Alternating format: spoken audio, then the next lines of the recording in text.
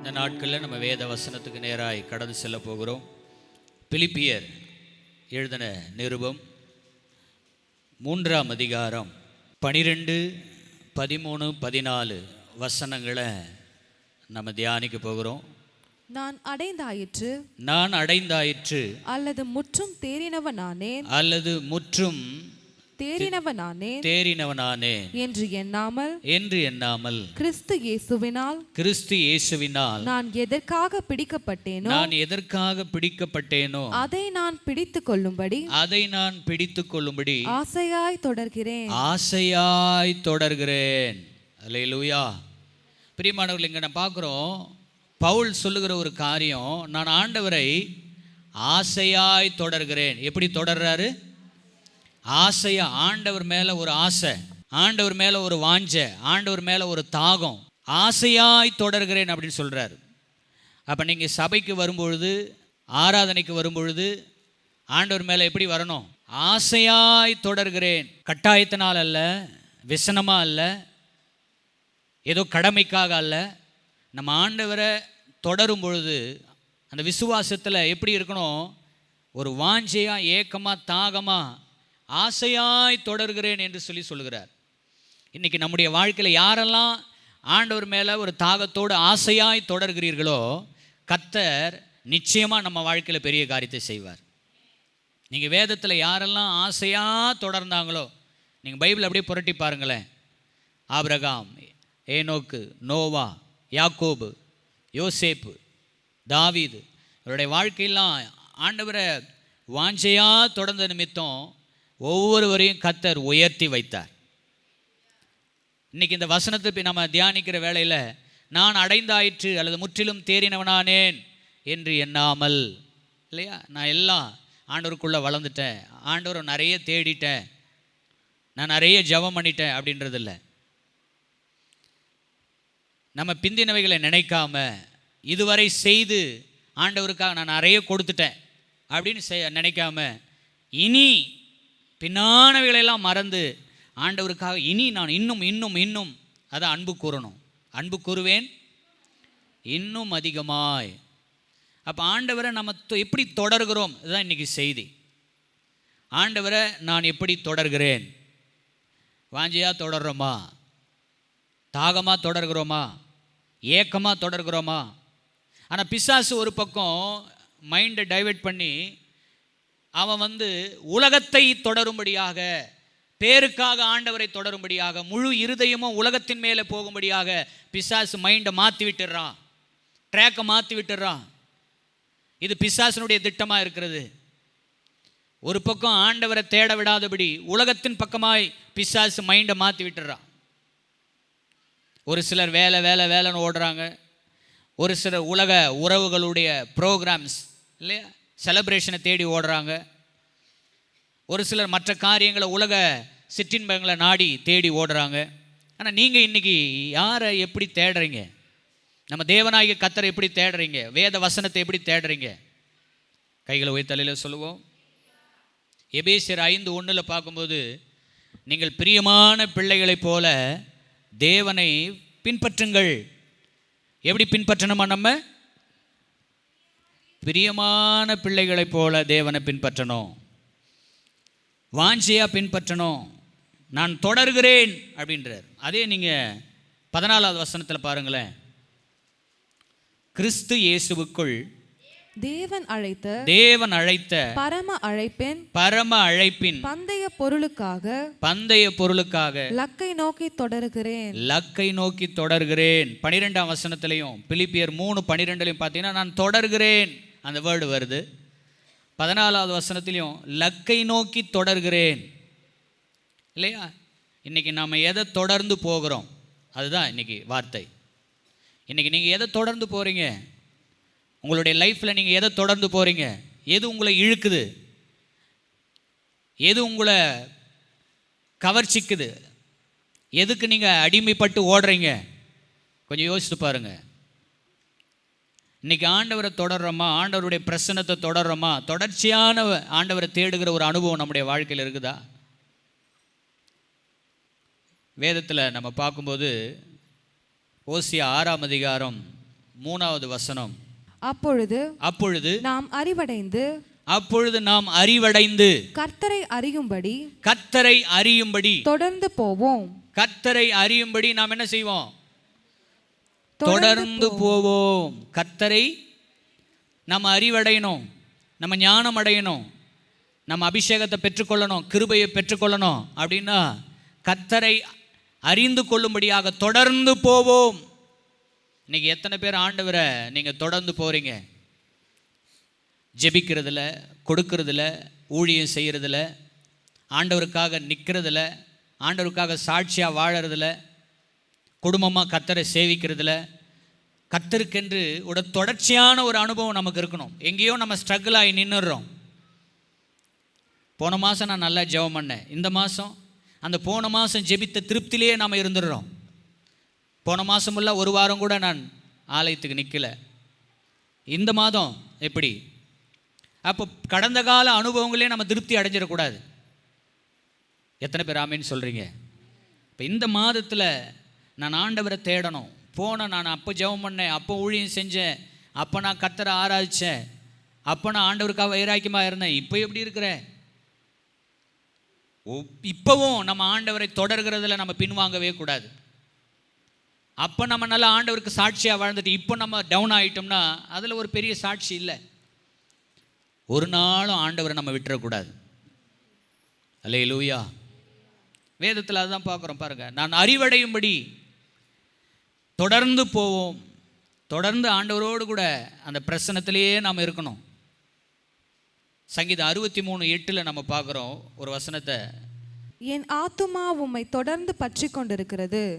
அந்த தாவீதினுடைய ஏக்கம் இல்லையா? மான்கள் நீரோடே வாஞ்சித்து கதறுவது போல என் ஆத்துமா கதறுதுன்னு சொன்ன அந்த தாவீதினுடைய ஏக்கம். சங்கீதம் 63:8 என் ஆத்துமா உம்மை தொடர்ந்து பற்றி கொண்டிருக்கிறது. உம்மை தொடர்ந்து பற்றி கொண்டு இருக்கிறது. ஏதோ போன வாரம் மட்டும் இல்லை, போன மாதம் மட்டும் இல்லை, தொடர்ந்து உங்கள் வாழ்க்கையில் தொடர்ச்சியாய் ஆண்டவரை பின்பற்றுகிற ஒரு அனுபவம் வேண்டும். தொடர்ந்து நேத்து இன்னைக்கு எப்பொழுதுமே என் ஆத்துமா தேவனை தொடர்ந்து பற்றி கொண்டே இருக்கும். நான் தொடர்ந்து ஆராய்ச்சிக்கிட்டே இருப்பேன், தொடர்ந்து கர்த்தரை மகிமைப்படுத்திட்டே இருப்பேன். அவர் சொல்றார் பாருங்க, 6வது வசனம் வாசித்து பாருங்க. அதுவே என் படுக்கையின் மேல் நான் உம்மை நினைக்கும் போது. நல்ல கவனிங்க. நான் படுத்திருந்தா கூட எதை தான் நினைக்கிறேன்? கர்த்தாவே நான் உம்மை நினைச்சிக்கிட்டு இருக்கிறேன் ஆண்டவரே. நான் படுத்திருக்கும் போது கூட உம்மை நினைக்கிறேன். அடுத்து ராஜாமங்களில் உம்மை தியானிக்கிறேன். நடு ராத்திரியிலும் ராஜாமங்களிலும் உம்மை தியானிக்கிறேன். அல்லேலூயா. அடுத்து சொல்றாரு பாருங்க, 3வது வசனத்துல பாருங்களேன். ஜீவனை பார்க்கிலும் உமது கிருபை நல்லது. என் உதடுகள் உம்மை துதித்து கொண்டே இருக்கும். ஆமென்.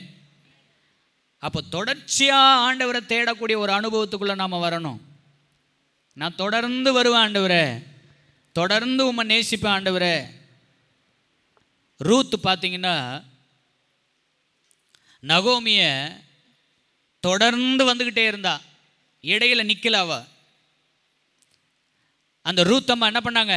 தொடர்ந்து நகோமியை ஃபாலோ பண்ணிக்கிட்டே இருந்தாங்க, இடையில நிக்கல. என்ன சொல்லுகிறாளோ, என்ன ஆலோசனை சொல்றாங்களோ, என்ன புத்தி சொல்றாங்களோ, அந்த ரூத் என்ன செஞ்சா? அப்படியே தொடர்ச்சியாய் பின்பற்றி வந்தா. அதனுடைய விளைவு ரூத் ஆசீர்வதிக்கப்பட்டா. ஆனா ஓர்பால் பார்த்தீங்கன்னா கொஞ்ச தூரம் தொடர்ந்து வந்தா, மாமியை முத்தம் இட்டுட்டு உலகத்து பக்கமே திரும்பி போயிட்டா, உலகத்தை நேசிக்க போயிட்டா. கொஞ்ச தூரம் தொடர்ந்து வந்தா. அதுக்கப்புறம் அவருடைய சிந்தை மாறி போச்சு, இருதயம் மாறி போச்சு, எண்ணங்கள் மாறி போச்சு. இந்த வயதான கிழவியை பின்தொடர்ந்து போனோம்னா நமக்கு என்ன கிடைக்கும் அப்படின்னு சொல்லிட்டு என்ன செஞ்சிட்டாங்க? அந்த அம்மா உலகத்து பக்கமாக திரும்பி போயிட்டாங்க. இன்றைக்கி அநேகர் கொஞ்சம் தூரம் ஆண்டவரை பின்பற்றி வருகிறார்கள். கொஞ்சம் பாடுகள் உபத்திரங்கள் வந்த உடனே எல்லாரும் அப்படி திரும்பி போயிடுறாங்க, சோர்ந்து போயிடுறாங்க, ஜெபத்தை விட்டுடுறாங்க, உபவாசத்தை விட்டுடுறாங்க, ஆராதனை விட்டுடுறாங்க, தேவனுடைய அன்பை விட்டுடுறாங்க. ஆனால் எல்லா நெருக்கடியான சூழ்நிலையிலும் நம்ம கர்த்தரை உறுதியாய் பின்பற்ற வேண்டும். ஏசாயா 66 நம்ம வாசிக்கிறோம், உம்மை உறுதியாய் பற்றி கொண்ட மனதை உடையவன், உம்மையே நம்பி இருக்கிறபடியால் நீர் பூரண சமாதானத்துடன் காத்துக்கொள்வீர். உங்கள் ஆவிக்குரிய வாழ்க்கையை சோதிச்சு பாருங்கள். எங்கே நீங்கள் தேங்கி நிற்கிறீங்க? ஏதோ ஒரு பாவம் உங்களை ஸ்ட்ரகிள் ஆகுதா? ஏதோ ஒரு மனிதர்கள் உங்களை தடை பண்ணுறாங்களா? இல்லை ஏதோ ஒரு பணம், பதவி, பொருள், உயர்வு உங்களை தடை பண்ணுதா? மாம்சத்தின் எண்ணங்கள் தடை பண்ணுதா? கர்த்தரை தொடர்ந்து போகாத அளவுக்கு நீங்கள் இன்றைக்கி எப்படி இருக்கிறீங்க? உங்கள் வாழ்க்கையை யோசித்து பாருங்கள். வேதத்தில் அப்படியே நம்ம பார்க்கலாம். மத்தேயு 15ஆம் அதிகாரம் 23வது வசனத்தை நம்ம வாசிக்கும்போது கானானி ஸ்திரீ குறித்து நம்ம அங்கே பார்க்குறோம். அவளுக்கு பிரதியுத்தரமாக அவர் ஒரு வார்த்தையும் சொல்லவில்லை. அப்பொழுது அவருடைய சீஷர்கள் வந்து, இவள் நம்மை பின்தொடர்ந்து கூப்பிடுகிறாளே. சொல்கிறாங்க, என்ன சொல்கிறாங்க? இவள் நம்மை பின்தொடர்ந்து கூப்பிடுகிறாளே. இவள் நம்மை, அந்த வேர்டு பாருங்க, இவள் நம்மை பின்தொடர்ந்து கூப்பிடுகிறாளே. ஆண்டவர் எவ்வளவோ சொல்றாரு. நான் இஸ்ரவேல், காணாமல் போன இஸ்ரவேல் வீட்டாருக்கு தான் வந்தேன். அப்போ கூட அந்த கானானி ஸ்திரீ விடலை. மற்ற சீஷர்கள்லாம் வந்து சொல்கிறாங்க, ஆண்டவரே அவளை அனுப்பிடுங்க. ஆஹா, ஆண்டவர் கண்டுக்காமல் போகிறது போல போகிறாரு. ஆனால் அப்போ கூட அவள் இயேசுவை பின்தொடர்வதை குறித்த அந்த ஏக்கத்தை, அந்த வாஞ்சியை, அந்த உறுதியில் அவள் தளரலை. அவ்வளவு உறுதியாக, விடாப்பிடியாக ஆண்டவரை தொடர்ச்சியாக தொடர்ந்து தொடர்ந்து தொடர்ந்து, ஆண்டவரே என் மகள் பிசாசின் பிடியில் மிகவும் வேதனைப்படுகிறாள், அவளை நீங்கள் காப்பாற்றுங்க, ரட்சிங்க, உதவி செய்யுங்கன்னு சொல்லி ஆண்டவரை பின்தொடர்ந்து கொண்டே வந்தா பாருங்க. பின்தொடர்ந்து கொண்டே வருகிற வேளையில் ஆண்டவர் பார்த்து சொன்னார், ஸ்திரீயே உன் விசுவாசம் பெரியது. எத்தனை பேர் ஆமேன்னு சொல்கிறீங்க? அப்போ பின்தொடர்ந்து நம்ம ஆண்டவரை ஃபாலோ பண்ணும்போது ஆண்டவர் நம்ம விசுவாசத்தை பார்க்குறாரு, நம்ம ஜெபத்தை பார்க்குறாரு, நம்ம மன உறுதியை பார்க்குறாரு. ஏன் ஜெபத்துக்கு தான் பதில் கிடைக்கலையே, எனக்கு தான் ஒரு அற்புதமும் நடக்கலையேன்னு சொல்லி நம்ம சுவிட்ச் போட்ட உடனே லைட் எரியணுன்ற மாதிரி நம்ம காத்திருக்கிறோம். நம்ம மைண்ட் செட் அந்த மாதிரி இருக்குது. ஒரு சில நேரங்கள் ஆண்டவர் நம்முடைய விசுவாசத்தை பார்க்க விரும்புகிறார். ஒரு சில நேரங்கள் ஆண்டவர் நம்ம ஜெபத்தின் உறுதியை பார்க்க விரும்புகிறார். ஒரு சில நேரங்களில் ஆண்டவர் நமக்குள்ளே அந்த ஆவிக்குரிய ரீதியில் நம்ம எந்த அளவுக்கு பலனாக இருக்கிறோம் அப்படின்னு சொல்லி பார்க்க விரும்புகிறார். ஆனால் ஒரு நாளும் ஆண்டவரை பின்தொடர்வதை நம்ம விட்டுடவே கூடாது. அதை தான் இங்கே நம்ம பார்க்குறோம். அவள் பின்தொடர்ந்து கூப்பிட்டு கொண்டே இருந்தால் பாருங்க. யாக்கோபு ஜெபத்தில் தொடர்ச்சியாக என்னை ஆசீர்வதித்தால் ஒழிய, என்ன சொல்கிறாங்க? என்னை ஆசீர்வதித்தால் ஒழிய நான் என்ன பண்ண மாட்டேன், உம்மை போக விடேன், உம்மையும் போக விட மாட்டேன், நானும் போக மாட்டேன். ஒரு தொடர்ச்சியான ஒரு வைராக்கியம், தொடர்ந்து தொடர்ந்து தொடர்ந்து ஜெபத்தில் ஒரு உறுதி. ஏதோ ஒரு நாள் ஜெபிக்கிறது, ஒரு நாள் விட்டுறது, ஒரு நாள் பைபிள் படிக்கிறது, ஒரு நாள் அப்படி விட்டுறது இல்லை. எப்பவுமே நம்ம இருதயம் ஆண்டவரோடு கூட இருக்கிற அந்த உறவில் அப்படியே கனெக்டிங்கில் இருந்துக்கிட்டே இருக்கணும். ஒரு லைட்டு அணைஞ்சு அணைஞ்சு எரியுது, அணைஞ்சு அணைஞ்சு எரியுதுன்னா என்ன அர்த்தம்? ஒரு லைட்டு எரியுது அணையுது, எரியுது அணையுது, எரியுது அணையுது அப்படின்னா நல்லா கவனிங்க. சீக்கிரத்தில் ஃபியூஸ் போக போகுது, இல்லை ஏதோ ஸ்பார்க் ஆக போகுது, ஒயர் கட் ஆகிட்டு இருக்குது. இன்றைக்கி உங்கள் வாழ்க்கையில் ஏன் ஆவிக்குறி ஜீவித்தில் தொடர்ந்து பயணிப்பது சிரமமாக இருக்குது? ஏன் தொடர்ச்சியான ஜெபம் இல்லை, தொடர்ச்சியான விசுவாச வாழ்க்கை இல்லை, தொடர்ச்சியான பரிசுத்தம் இல்லை, ஆண்டவருக்குள்ள தொடர்ச்சியாக உண்மையாக எப்போ நீங்கள் ஆரம்பிச்சிங்களோ ஆண்டவருக்கென்று வல்லமையான ஒரு தீபமாக நீங்கள் பற்றி எறிய முடியல. இடையில் ஒரு பெரிய ஒரு ஸ்ட்ரகிள். ஆனால் இவ பாருங்க, இந்த கானானி ஸ்திரீ தொடர்ந்து கூப்பிட்டாள். அதே போல் மார்க் 10ஆம் அதிகாரத்தில் பார்க்குறோம்ல, பர்திமேயு, எத்தனை பேர் தடை பண்ணாலும் சரி அமைதியாயிரு, குருடனே அமைதியாயிருன்னு சொன்னா கூட, தாவீதின் குமாரனே எனக்கு இறங்கும், தாவீதின் குமாரனே எனக்கு இறங்கும் என்று சொல்லி அவன் வைராக்கியமாய் தொடர்ந்து தேவனை நோக்கி கூப்பிட்டான். அதில் அவன் பின்வாங்கவே இல்லை. தொடர்ந்து கூப்பிட்டு கூப்பிட்டு கூப்பிட்டு இயேசு நின்றார். எத்தனை பேர் ஆமீன்னு சொல்றீங்க? கையவ தலையில் சொல்லுவோம். உங்கள் தொடர்ச்சியான ஜெபம் இயேசுவை உங்கள் அருகில் நிற்க வைக்கும். உங்கள் தொடர்ச்சியான ஜெபம் உங்கள் குடும்பத்துள்ள பிரச்சனைகளை மாற்ற வைக்கும். இயேசு நின்றார், அந்த குருடனை வர சொன்னார். நான் என்ன செய்யணும்னு நீ விரும்புகிறேன்னு கேட்டார். அவன் பார்வையிடணும்னு சொன்னான். ஆண்டவர் அவனுக்கு சுகத்தை கொடுத்தார். அப்படியே அல்லேலூயா. வேதத்தில் பார்க்குறான், அவன் தொடர்ந்து இயேசுவை பின் சென்றான். இயேசுவை தொடர்ந்து என்ன செய்கிறான்? கடைசி வசனத்தில் பார்த்தீங்கன்னா அவன் தொடர்ச்சியாக அற்புதத்தை பெற்றுக்கொண்டது மாத்திரமல்ல, தொடர்ந்து இயேசுவை அவன் அப்படியே பின்தொடர்ந்து கொண்டான். இன்னைக்கு நீங்கள் என்ன பண்ணுறீங்க? அற்புதம் பெற்ற உடனே அதிலே திருப்தி ஆயிரும். மறுபடியும் ஏதாவது ஒரு தேவை, ஒரு பிரச்சனைனா நம்ம ஆண்டவரை பின்தொடர விரும்புகிறோம். அப்படி இல்லை. எந்த சூழ்நிலையிலும் தினமும் காலையில் எழுந்த உடனே நம்ம ஆண்டவரை நோக்கி பார்க்கணும், வேதத்தை தியானிக்கணும், ஆண்டவருடைய கிருபையை பெற்றுக்கொள்ளணும். ஒவ்வொரு நாளும் ஆண்டவருடைய உறவில் நாம் இருக்கணும், ஆராதித்து கொண்டே இருக்கணும், பாடிக்கொண்டே இருக்கணும், துதித்து கொண்டே இருக்கணும். ஆராதனை இருக்குதா? சபையில் கூட்டங்கள் இருக்குதா? அந்த சபையின் கூட்டங்களில் தொடர்ச்சியாக கலந்து கொள்ளணும். இந்த மீட்டிங்லாம் பரவாயில்ல, அடுத்த மீட்டிங், இந்த மீட்டிங்லாம் பரவாயில்ல, அடுத்த மீட்டிங் அப்படின்னு சொல்லக்கூடாது. சபையில் நடக்கிற ஒவ்வொரு கூட்டத்திலையும் உங்களுடைய ப்ரெசன்ட் இருக்கணும். எத்தனை பேர் ஆமேன்னு சொல்லுவீங்க? அல்லேலூயா. அப்படி தொடர்ச்சியான ஒரு அனுபவம். அதான் சொன்னேன், ரூத் நகோமியை தொடர்ந்து வந்ததுனால அவளுடைய வாழ்க்கையில் தேவன் ஒரு பெரிய திட்டத்தை செயல்படுத்த வைத்தது. ஆமென். இன்றைக்கி நீங்கள் தொடர்ச்சியாக ஜெபத்துக்கு வந்து பாருங்கள், தொடர்ச்சியாக ஆராதனைக்கு வந்து பாருங்கள், தொடர்ச்சியாக உங்கள் வீட்டில் ஜெபம் பண்ணி பாருங்கள், தொடர்ச்சியாக பைபிள் வாசித்து பாருங்கள். அதை இடையில் பிரேக் விடவே விடாதீங்க. இதுதான் ஆவியானவருடைய திட்டம். எலிசா எலியாவை தொடர்ந்து போயிட்டே இருந்தார். நான் கில்காலுக்கு போகிறேன், அங்கேயும் வராரு. நான் யோர்தானுக்கு போகிறேன், அங்கேயும் வராரு. இப்படி தொடர்ச்சியாக அவரை ஃபாலோ பண்ணி போனதனுடைய விளைவு என்ன தெரியுமா? ஆவிக்குரிய ஜீவத்தின் மேலே ஒரு நாட்டம், ஒரு தாகம், ஒரு அபிஷேகத்தின் மேலே ஒரு தாகம், அந்த ஏக்கம். யாருக்கெல்லாம் அந்த ஏக்கமும் தாகமும் இருக்குதோ ஆண்டவரை தொடர்ச்சியாக பின்பற்றுவோம். அவர் போனதனுடைய விளைவு இரட்டிப்பான 2 மடங்கு அபிஷேகம். கைத்தட்டுங்க, கர்த்தரை மகிமைப்படுத்துங்க. ஆண்டவரை எந்த அளவுக்கு நீங்கள் வாஞ்சியாக தாகமாக ஏக்கமாக தேடி போகிறீங்களோ அந்த அளவுக்கு இரட்டிப்பான அபிஷேகத்தின் ஆசீர்வாதத்தை கர்த்தர் உங்களுக்கு தருவார். நம்ம ஆண்டவர் அப்படி தொடர்ந்து போனவங்க. இன்றைக்கி அந்த வாஞ்சையோடு கூட நம்ம கர்த்தரை தொடர்றோமா? ஆனால் அதே பிசாசு என்ன செய்கிறான்? நம்முடைய சிந்தையை, இருதயத்தை அப்படியே என்ன செஞ்சிடறான்? திருப்பிடுறான் உலகத்தின் பக்கமாக. வேதத்தில் பாருங்கள், 1 சாமுவேல் 24ஆம் அதிகாரம் 14வது வசனத்தை பாருங்க. இஸ்ரவேலின் ராஜா சவுல் என்கிற அந்த பழைய ஏற்பாட்டில் இருக்கிற ஒரு ராஜா யாரை தேட புறப்பட்டார்? நல்ல கவனிங்களே. சவுல் என்கிற ராஜா இஸ்ரவேலின் முதல் ராஜா. அந்த ராஜாவை கர்த்தர் எதற்காக தேசத்தின் மேலே அபிஷேகம் பண்ணி ராஜாவா வைக்கிறாரு?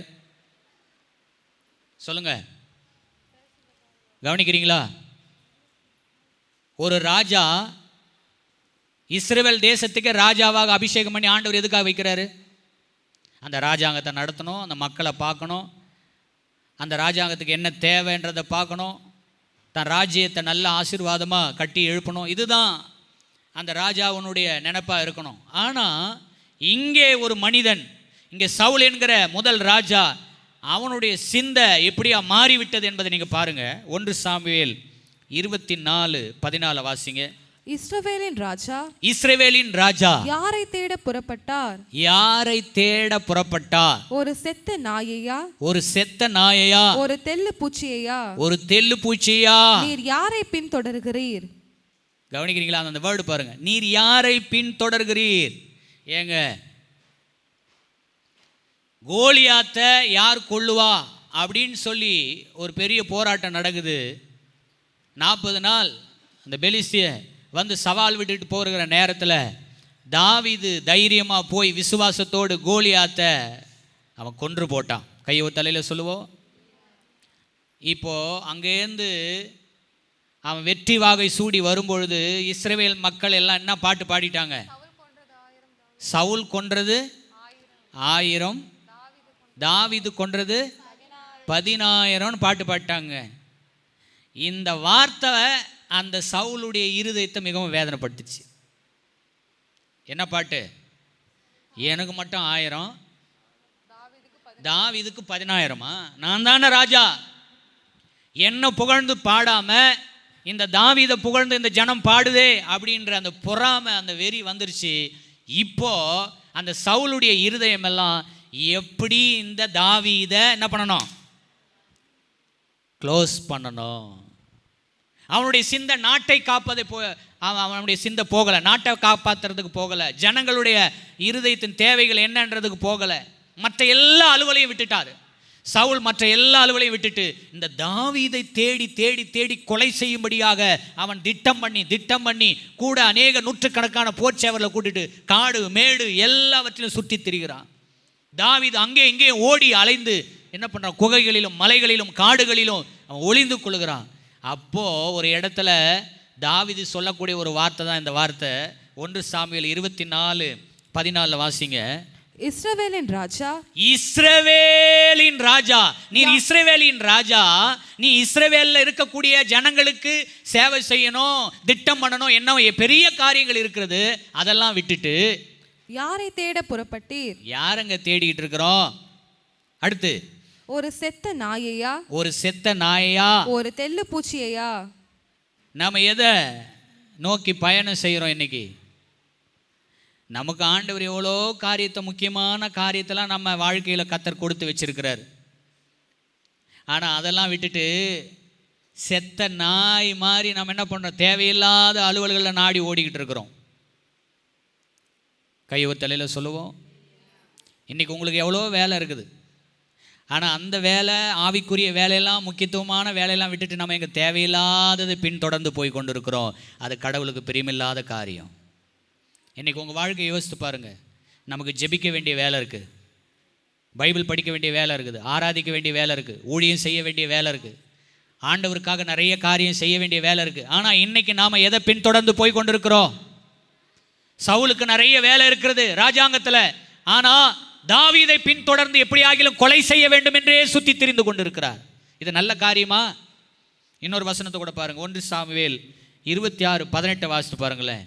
பின்னும் ஆண்டவனாகிய நீர் உம்முடைய அடியானை இப்படி பின்தொடர்கிறது என்ன? நான் அவர் கேட்கிறார் பாருங்க, உம்முடைய அடியானை இப்படி பின்தொடர்கிறது என்ன? பின்தொடர்கிறது என்ன?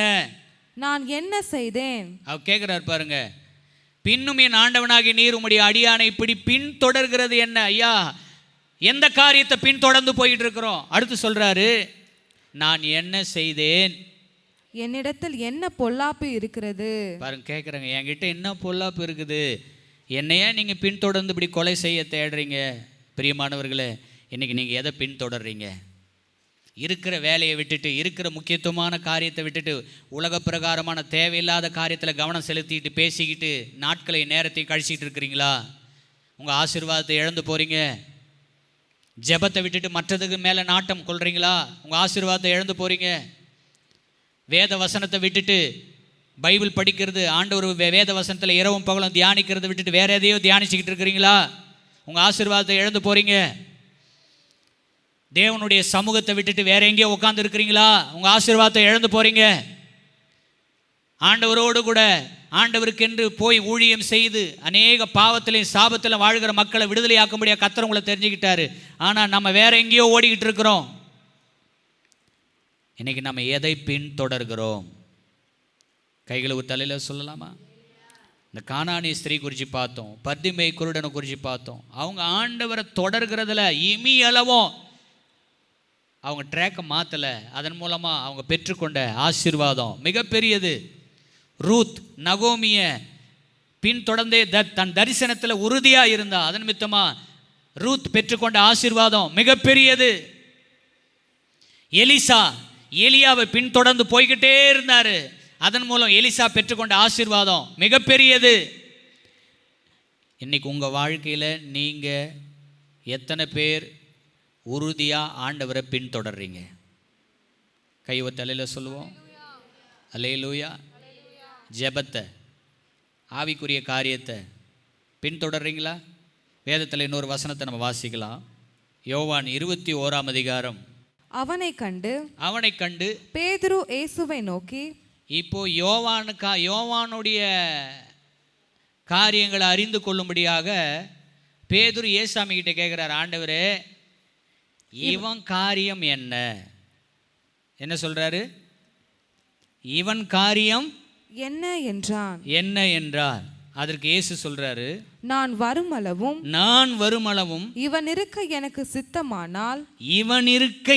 சித்தமானால் உனக்கு என்ன? அப்படின்னு என்ன சொல்ல வர்றாரு? ஆண்டவரே, பேதுரு இயேசாமி பார்த்து கேட்குறாரு, ஆண்டவரே இந்த யோவானுடைய காரியம் என்ன, என்னை பற்றி ஒரு சில வெளிப்பாடுகள் சொல்லியிருக்கிறீங்க, இந்த யோவானை பற்றி கொஞ்சம் சொல்லுங்களேன், இவன் எப்படி? அதுக்கு ஆண்டவர் சொல்கிறாரு, ஆண்டவருடைய தாட் பாருங்க, என்ன சொல்கிறாரு? அதற்கு இயேசு, நான் வருமளவும் இவன் இருக்க எனக்கு சித்தமானால் உனக்கென்ன, நீ என்னை பின்பற்றி வா என்றார். இந்த அர்த்தம் புரியுதா உங்களுக்கு? விளங்குதா? அவங்க காரியம் என்ன, இவங்க காரியம் என்ன, பக்கத்தில் இருக்கிறவங்க காரியம் என்ன, அவங்களுடைய திட்டம் என்ன, அவங்க எப்படி ஊழியம் செய்கிறாங்க, அவங்க எப்படி ஜெபிக்கிறாங்க, அவங்க என்ன பண்ணுறாங்க, இவங்க என்ன பண்ணுறாங்க, இதெல்லாம் அறிந்து கொள்வது உன்னுடைய வேலை இல்லை. ஆண்டவர் பத்தியில் என்ன சொல்கிறாரு? நீ என்னை பின்பற்றி வா. கையை தலையில் சொல்லுவோம், பக்கத்தில் கைப்பிடிச்சு சொல்லுங்கள். நீங்கள் மற்ற அலுவல்களை, மற்றவர்களை பார்க்க அழைக்கப்படலை, இயேசுவை பார்க்க, இயேசுவை பின்தொடர அழைக்கப்பட்டிருக்கிறீங்க. கையை தலையில் சொல்லுவோம். பார்த்தீங்களா அங்கே என்ன சொல்கிறார் பார்த்தீங்களா? ஆண்டவரே அவனை பற்றி என்ன, யோவானை பற்றி என்ன அப்படின்னு பேதுரு கேட்டப்போ, அப்படியாப்பா அந்த யோவான் இருக்கிறானே அப்படின்னு சொல்லி யோவானை பற்றி ஆண்டவர் ஒரு வார்த்தையும் சொல்லலை. அவன் நான் வரும்போது அதற்கு இயேசு, நான் வருமளவும் இவன் இருக்க எனக்கு சித்தமானால் உனக்கு என்ன, நீ என்ன பின்பற்றி வா, என்ன ஃபாலோ பண்ண, அதுதான் உன்னுடைய காரியம். இன்றைக்கி நம்ம மற்றவங்கள பார்ப்பதற்காக அழைக்கப்படலை, நம்ம ஆண்டவரை பார்த்தோமானா கர்த்தர் அற்புதமாக நம்மளை நடத்துவார். அல்லேலூயா. ஆண்டவர் நம்மளை அற்புதமாக நடத்துவார். இன்றைக்கி நம்முடைய வாழ்க்கையில் நம்ம கர்த்தரை உறுதியாக பின்தொடர்கிறோமா? ஆண்டவரை விசுவாசத்தோடு பின்தொடர்கிறோமா? பின்னானவைகளை மறந்து முன்னானவைகளை நாடி ஆண்டவரை பின்தொடர்கிறோமா? இந்த காரியத்தில் நீங்களும் நானும் உறுதியாக இருந்தால் தேவன் நம்ம வாழ்க்கையில், கர்த்தர் நம்முடைய மேய்ப்பராக இருந்து அந்த மேய்ப்பரை ஆடுகள் போல பின்தொடருவோம். ஆனால் சங்கீதம் 23:1 வாசிங்களேன். அங்கே என்ன பார்க்குறோம்? நமக்கு தெரிஞ்ச வசனம், கர்த்தர் என் மேய்ப்பராய் இருக்கிறார், கர்த்தர் என் மேய்ப்பராய் இருக்கிறார், நான் தாழ்ச்சி அடைகேன்.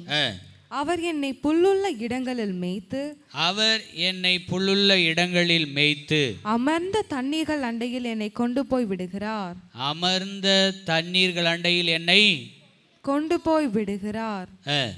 அவர் என் ஆத்துமாவை தேற்றி, அவர் என் ஆத்துமாவை தேற்றி தம்முடைய நாமத்தின் நிமித்தம், தம்முடைய நாமத்தின் நிமித்தம் என்னை நீதியின் பாதைகளில் நடத்துகிறார், என்னை நீதியின் பாதையில் நடத்துகிறார். நான் மரண இருளின் பள்ளத்தாக்கிலே நடந்தாலும், மரண இருளின் பள்ளத்தாக்கிலே நடந்தாலும் பொல்லாப்புக்கு பயப்படேன், பொல்லாப்புக்கு பயப்படேன். தேவரீர் என்னோடு கூட இருக்கிறீர், தேவரீர் என்னோடு கூட இருக்கிறீர். உமது கோலும் உமது தடியும் என்னை தேற்றும். என் சத்துருக்களுக்கு முன்பாக, பாருங்க எத்தனை ஆசீர்வாதத்தை கொடுக்கிறார். என் சத்துருக்களுக்கு முன்பதாக நீர் எனக்கு ஒரு பந்தி ஆயத்தப்படுத்தி என் தலையை எண்ணெயால் அபிஷேகம் பண்ணுகிறீர். என் பாத்திரம் நிரம்பி வழிகிறது, என் பாத்திரம் நிரம்பி வழிகிறது. என் ஜீவனுள்ள நாளெல்லாம், இதைத்தான் நான் சொல்ல வரேன், என் ஜீவனுள்ள நாளெல்லாம் நன்மையும் கிருபையும் என்னை தொடரும். நல்ல கைத்தட்டி கர்த்தரை ஸ்தோத்திரம் பண்ணுவோம். நீங்க கர்த்தரை உண்மையும் உத்தமமா உறுதியா எந்த ஸ்ட்ரகிளும் இல்லாம பின்தொடர்ந்து வந்தீங்கன்னா ஆண்டவர் பார்த்துக்கிட்டே இருப்பார். நன்மையும் கிருபையும் உங்களை தொடர செய்வார். ஆசீர்வாதம் நிச்சயமா உங்களை தொடருங்க. கர்த்தர் ரூத்தை கண்ணோக்கி பார்த்தார், பர்திமை குருடனை கண்ணோக்கி பார்த்தார், எலிசாவை கண்ணோக்கி பார்த்தார், அங்கே கானானிய ஸ்திரியை கண்ணோக்கி பார்த்தார். இவங்களுடைய லைஃப் எல்லாம் பார்க்கும்போது ஒரு தொடர்ச்சியான ஒரு அனுபவத்தை அவங்க வாழ்க்கையில் பார்த்தார். விடாப்பிடியாய் தொடர்ச்சியாய் ஆண்டவரை பின்பற்றுகிற அந்த அனுபவம், தொடர்ச்சியான ஜெபம், தொடர்ச்சியான பரிசுத்தம், தொடர்ச்சியான வாஞ்சை, தொடர்ச்சியான ஏக்கம், தொடர்ச்சியாய் அவர்கள் ஆண்டவரோடு கூட உறவாடுகிற ஒரு காரியத்தை கர்த்தர் பார்த்து அவங்க வாழ்க்கையில் ஒரு பெரிய திட்டத்தை கர்த்தர் வைத்து செயல்படுத்தினார். அல்லேலூயா. இன்னைக்கு எத்தனை பேர் ஆண்டவருக்கு தொடர்ச்சியாக நீங்கள் ஒப்பு கொடுக்க போகிறீங்க? உங்களை தொடர்ந்து வர்றது ஆண்டவர் பார்க்கலன்னு நினைக்கிறீங்களா? இல்லை இடையில ஸ்ட்ரகிள் ஆகி எங்கேயோ நிற்கிறீங்களா, ஆண்டவர் அதையும் பார்க்கலன்னு நினைக்கிறீங்களா? பிரியமானவர்களே, இன்றைக்கு உங்கள் வாழ்க்கையில் எங்கே நீங்கள் தொடர்ச்சியாக வர தடையாக இருக்கக்கூடிய காரியத்தில் ஸ்ட்ரகிளாகி நிற்கிறீங்க இல்லையா? ஆபிரகாம் தரிசனத்தை நோக்கி பயணம் செய்தார். ஒரு இடத்துல வந்த உடனே அவருடைய அப்பா தேராகு இருந்த இடத்துல அங்கேயே நின்றுட்டார். ஆனால் அந்த தடைகளை உடைச்சி ஆபிரகாமை கர்த்தர் கொண்டு வந்தார். இன்றைக்கி உங்கள் வாழ்க்கையில் எந்த இடத்துல நீங்கள் ஆண்டவரை பின்பற்ற முடியாமல் தடையோடு நிற்கிறீங்க? பாஸ்டர், என்னால் சரியாக ஜெபிக்க முடியல, என்னால் ஆராதிக்க முடியல, என்னால் உபவாசம் பண்ண முடியல, என்னால் சரியாக பைபிள் படிக்க முடியல, என்னால் ஆண்டவரை தொடர்ச்சியாக ஃபாலோ பண்ண முடியல, தொடர்ச்சியாக ஊழியம் செய்ய முடியல. எத்தனை தடை வந்தாலும் கர்த்தர் அந்த தடைகளை மாற்றி போடுவார். கரங்களை தலையில் சொல்லுவோம். கடைசியாக ஒரு வசனத்தை பாருங்கள். என்னாகமம் 32:11 வாசித்து பார்த்தீங்கன்னா ஆண்டவர் சொல்கிறார். என்னாகமம் 32:11 உத்தமமா என்னை, நல்லா கவனிங்க, அதில் ஆண்டவர் சர்டிஃபிகேட் கொடுக்குறார் பாருங்க. உத்தமமா என்னை பின்பற்றின கேனேசியனானின் எப்புனேயின் குமாரன் காலேபும், எப்புனேயின் குமாரனாகிய காலேபும், நூனின் குமாரன் யோசுவாவும், நூனின் குமாரனாகிய யோசுவாவும். நல்ல கவனிங்க, என்ன உத்தமமாய் பின்பற்றின அப்படின்றார். அப்போ தொடர்ச்சியாக ஆண்டவரோடு கூட நேசத்தோடு உண்மையும் உத்தமமாக பின்பற்றின அந்த காலேபையும் யோசுவாவையும் கர்த்தர் அறிந்திருந்தார். எத்தனை பேர் ஆமேன்னு சொல்கிறீங்க? அதே உபாகமம் 1:36 வாசித்து பாருங்களேன். அப்படி உத்தமமாக பின்பற்றினதனுடைய விளைவு என்ன நடந்தது? எப்புனேயின் குமாரனாகிய காலேப் மாத்திரம் கவனிச்சு பாருங்களேன், அந்த வசனத்தை பாருங்களேன். எப்புனேயின் குமாரனாகிய காலேப் மாத்திரம் அதை காண்பான். அவன் கர்த்தரை உத்தமமாய் பின்பற்றினபடியினால். பாருங்களேன், அவன் கர்த்தரை உத்தமமாய் பின்பற்றினபடினால். அதாவது என்ன சொல்ல வர்றார்? இந்த கானான் தேசத்துக்கு நான் யாரை மட்டும் நான் கூட்டிட்டு போவேன்? எத்தனையோ லட்சக்கணக்கானோர் எகிப்திலிருந்து வந்தாங்க. ஆனால் அந்த கானான் தேசத்துக்குள்ளே போகிறதுக்கு குவாலிஃபிகேஷன் யாருக்கு மட்டும்தான் கிடைச்சிது? காலேப். அந்த ஒரு மனுஷனை கர்த்தர் சவால் விட்டு சொல்றாரு பாருங்க. என்ன வார்த்தை சொல்றாரு பாருங்களேன், வாசித்து பாருங்க. அவன் கர்த்தரை உத்தமமாய் பின்பற்றினபடியினால். என்ன தொடர்ந்து வந்தாங்க. எப்படி வந்தா? அந்த காலேப் என்னை உத்தமமாய் பின்பற்றினான். அதனால நான் அவன் மிதித்து வந்த தேசத்தை சொல்றார் பாருங்க. அவன் மிதித்து வந்த தேசத்தை அவனுக்கும் அவன் பிள்ளைகளுக்கும். பாருங்க, உத்தமமா பின்பற்றினா காலேபையும் கர்த்தர் ஆசீர்வதிக்கிறார். அவனுக்கும் அவன் மிதித்து வந்த தேசத்தை அவனுக்கும் அவன் பிள்ளைகளுக்கும் கொடுப்பேன் என்று ஆணையிட்டார். கரங்களை தட்டி கர்த்தரை ஸ்தோத்திரம் பண்ணலாமா? ஒன்று தெரியுமா? நீங்கள் உண்மையும் உத்தமமாக கர்த்தரை பின்தொடருவீங்கன்னா உங்களை மட்டும் கர்த்தர் ஆசீர்வதிப்பதில்லை, உங்களையும் உங்கள் சந்ததி மேலேயும் கர்த்தர் கண் வைப்பார். நீங்கள் உத்தமமாக கர்த்தரை தொடர்வீங்கன்னா, நீங்கள் ஆண்டவருக்கு ஊழியம் செய்வீங்கன்னா, தியாகமாக உண்மையும் உத்தமமாக கர்த்தருக்குள்ள இருப்பீங்கன்னா, உங்களை மட்டும் கர்த்தர் ஆசீர்வதிப்பது மாத்திரமல்ல, உன்னையும் ஆசீர்வதிப்பார், உன் குடும்பத்தையும் ஆசீர்வதிப்பார், உன் பிள்ளைகள் சந்ததியாய் கர்த்தர் ஆசீர்வதிப்பார். அதுதான் ஆண்டவருடைய திட்டம். இன்றைக்கி எத்தனை பேர் உண்மையாக நம்ம தொடரும்? ஒரு சிலர் போகிறோம், அடப்போடா நான் சரியாக ஜெபிக்கலாம் பரவாயில்ல, நீ ஒன்றா சபைக்கு போடா, நீ ஒன்றா ஜெபம் பண்ணு, என்னையா நீ பார்க்குற, நான் எப்படின்னா போகிறேன். நல்லா கவனிங்கம்மா, நல்லா கவனிங்க. தொப்புள் கொடி உறவு மாதிரி நீங்கள் கர்த்தரை உண்மையாக ஃபாலோ பண்ணிங்கன்னா, நீங்கள் உண்மையாக கர்த்தரை நீங்கள் தொடர்ச்சியாக ஆண்டவரை ஃபாலோ பண்ணி வருவீங்கன்னா உங்கள் சந்ததி மேலே கர்த்தர் கவனம் வைப்பார். இன்றைக்கி ஆண்டவருடைய கரத்தில் நம்ம ஒப்பு கொடுக்கலாம். ஆண்டவரே, ஏதோ நான் நல்லா ஜெபம் பண்ணிகிட்டே வந்தேன் ஆண்டவரே, ஒரு நல்ல விசுவாசியாக இருந்தேன் ஆண்டவரே, நல்ல உம்மை ஆராய்ச்சிக்கிட்டே இருந்தேன் ஆண்டவரே, நல்ல அபிஷேகத்தில் இருந்த இடையில் மாம்சமானவனாக மாறிட்டான் ஆண்டவரே. பவுல் பார்த்தீங்கன்னா எப்போ ஞானஸ்நானம் எடுத்தாரோ, எப்போ ரட்சிக்கப்பட்டாரோ, அப்போ கிறிஸ்துவை பின்தொடர்ந்தது தான். ஒரு நாளும் உலகத்தை அவர் திரும்பி பார்க்கல. எத்தனை பேர் ஆமேன்னு சொல்கிறீங்க? ஆனால் நாம் என்ன செய்கிறோம்? அடிக்கடி அடிக்கடி லோத்து மனைவி மாதிரி என்ன பண்ணுறோம்? சிலுவை என் முன்னே, உலகம் என் பின்னே. அந்த அனுபவம் நம்ம வாழ்க்கையில் இருக்கணும். அல்லேலூயா.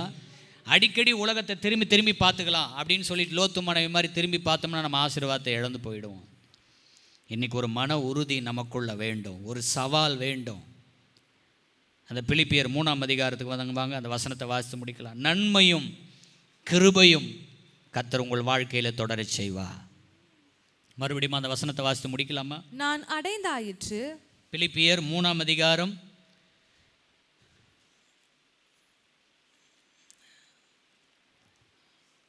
12. நான் அடைந்தாயிற்று அல்லது முற்றிலும் தேறினவனானேன் என்று எண்ணாமல் கிறிஸ்து இயேசுவினால் நான் எதற்காக பிடிக்கப்பட்டேனோ அதை நான் பிடித்துக் கொள்ளும்படி ஆசையாய் தொடர்கிறேன். எத்தனை பேர் ஆசையா தொடர போறீங்க? ஒரு தீர்மானம் எடுங்க பார்க்கலாம்.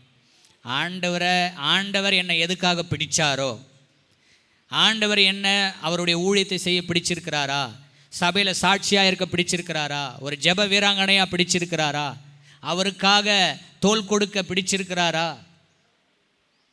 அவருடைய அன்பை சொல்ல என்ன பிடிச்சிருக்கிறாரா, இந்த சபையில் எதற்காக என்னை கர்த்தர் எந்த நோக்கத்திற்காக வைத்திருக்கிறார், எதற்காக என்னை பிடித்தாரோ அதற்காக பாருங்க, எதற்காக பிடிக்கப்பட்டேனோ அதை நான் பிடித்துக் கொள்ளும்படி ஆசையாய் தொடர்கிறேன். எப்படி தொடரணுமா? ஆண்டவருடைய காரியத்தின் மேல் ஆசையா தொடரணும். ஒரு ஊழியத்திற்கு உங்களை உற்சாகப்படுத்தணும், எப்படி வரணும்? ஆசையா ஓடியாரணும். ஜெபிப்பதற்கு ஆசையா வரணும். ஊழியம் செய்ய ஆண்டவருக்காக நிற்பதற்கு ஒரு ஆசை நம்முடைய உள்ளத்தில் இருக்க வேண்டும்.